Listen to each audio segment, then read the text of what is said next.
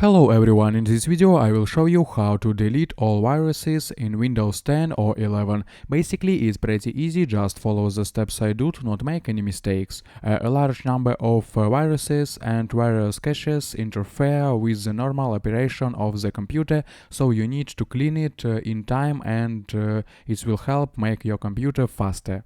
So right click on the start icon and select search. Enter clean and open clean up. In the small window that opens, select disk C and continue. Next, check all the boxes. In my case, a little memory came out because I did it recently. Click clean up system files and OK. Next, right click on the start icon again and select run.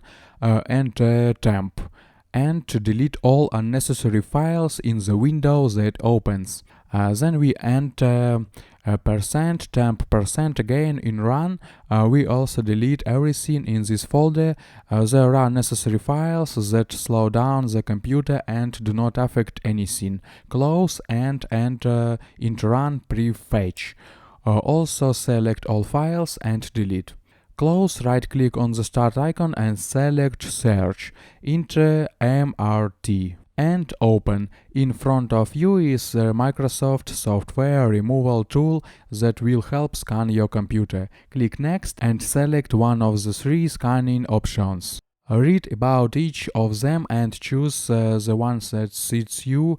I advise you to choose full scan and click next. Then wait a few minutes, the application will scan your computer and you will clean up unnecessary files. And finally go to the website to download the Malwarebytes application, which will help us. I will leave the link in the description. Click free download and install it on your computer. After that, open it and click scan. And this application also scans your computer for viruses and you can easily remove them. After all this, restart your computer. That's how easy it is. I hope guys this tutorial made your life a little bit easy and you like this video. Subscribe to my channel and write your comment. Goodbye. Have a nice day.